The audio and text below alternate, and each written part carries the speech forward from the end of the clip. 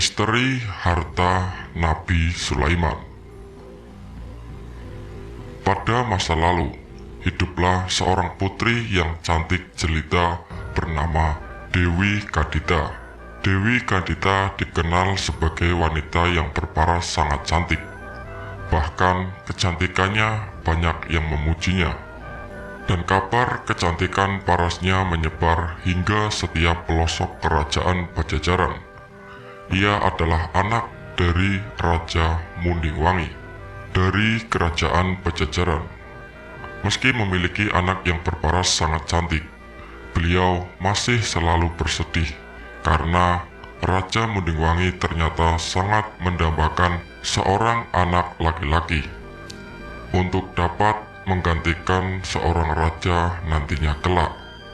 Karena persoalan inilah, sang raja memutuskan untuk menikah kembali dengan Dewi Mutiara. Lalu, dari pernikahannya itulah dengan Dewi Mutiara, beliau dikaruniai seorang anak laki-laki, sebagaimana beliau didambakan selama ini. Singkat cerita, Dewi Kadita yang cantik ini diteluh oleh Dewi Mutiara, yaitu ibu tirinya, melalui bantuan dukun, hingga tubuh Dewi Kadita yang mulus menjadi gatal-gatal dan berbisul.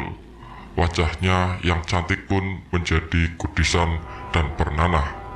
Semuanya itu dilakukan Dewi Mutiara agar putranya kelak bisa menjadi raja di kerajaan Pajajaran. Dengan menyingkirkan Dewi Kadita, maka semua rencana itu bisa menjadi kenyataan. Dengan tubuh penuh bisul dan bernanah, Dewi Kadita diasingkan dari istana atas permintaan dari Dewi Mutiara. Saat diasingkan karena penyakit anehnya, Dewi Kadita berjalan tak tentu arah. Ia dihina dan diejek, dan juga dijauhi ketika berjumpa dengan banyak orang.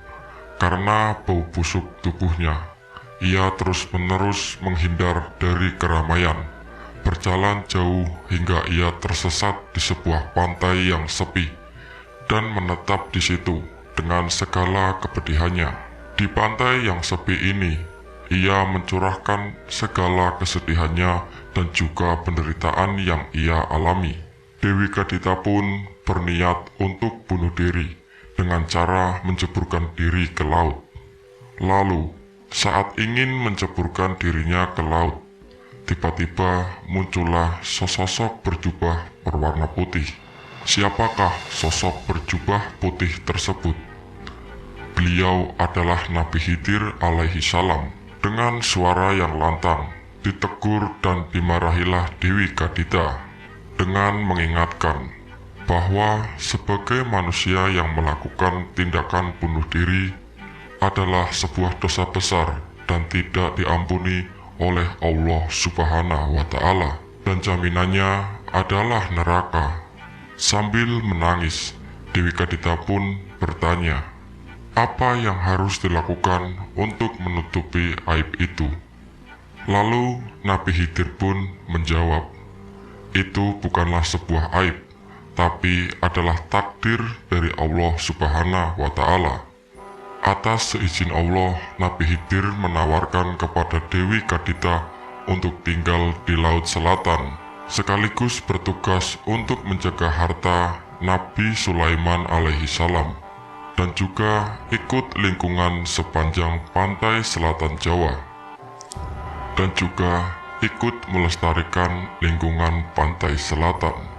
Dan Dewi Kadita pun menyetujuinya. Hingga sekarang masih menetapi Laut Selatan yang dikenal dengan Ibu Ratu Kidul.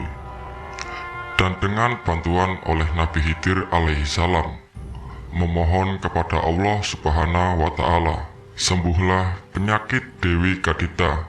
Setelah sembuh, Dewi Kadita juga memiliki ilmu ataupun kuasa, sehingga ia menjadi penguasa ataupun ratu pantai selatan. Mengenai harta karun Raja Sulaiman, ada beberapa petunjuk mengenai keberadaan harta tersebut. Yang pertama, tabut perjanjian. Tabut Perjanjian menjadi salah satu artefak paling dicari dari masa Nabi Sulaiman, berupa sebuah kotak kayu berisi 2 loh batu bertuliskan 10 perintah Tuhan yang didapatkan oleh Nabi Musa di Gunung Sinai. Seorang profesor dari Universitas Edrew, James David, mengklaim berhasil menerjemahkan sebuah teks berbahasa Ibrani bernama Treatise of the Vessel atau Risalah Kapal. Berdasarkan teks itu, Davila mengklaim kuil Solomon, tempat penyimpanan harta karun tersebut, kemungkinan tersebar di wilayah Timur Tenggara. Beberapa harta yang tersembunyi di berbagai lokasi di tanah Israel dan di Babilonia, sementara yang lain dikirim ke malaikat Samsil, malaikat Mikail, Jibril, dan mungkin Sariel, tulis David. Babilonia diketahui berada di wilayah Irak modern. Meski mempersempit kemungkinan lokasi harta legendaris itu, apa isi terjemahan tersebut dianggap lebih bersifat fantasi daripada petunjuk. Teks Risalah Kapal juga menyebut harta itu telah disembunyikan oleh Simur, orang Levi, salah satu dari 12 suku di Israel, dan para sahabatnya. Namun berikutnya, dalam teks itu disebutkan harta itu disembunyikan oleh Samsil dan malaikat lainnya.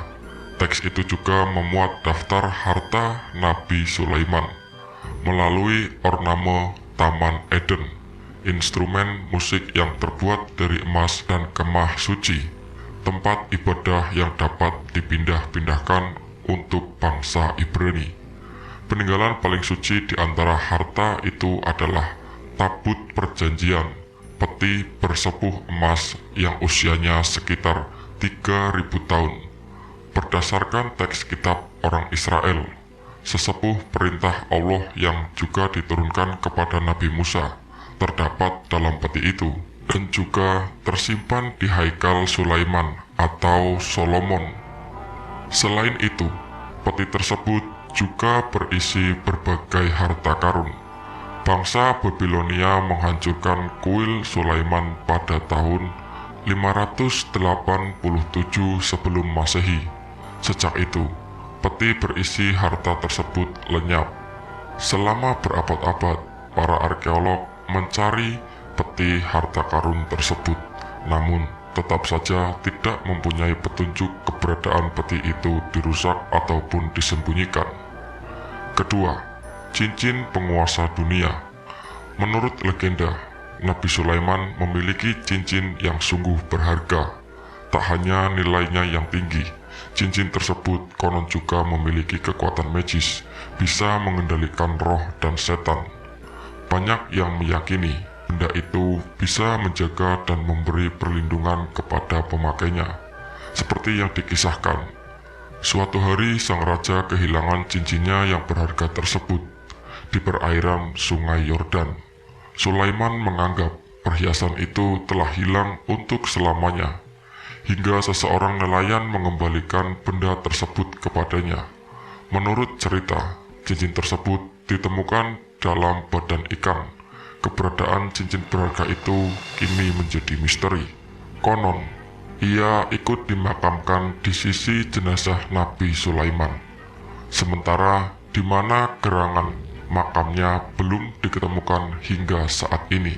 Desas-desus lintas zaman menyebutkan, barang siapa menemukan cincin tersebut, maka ia akan menjadi penguasa dunia.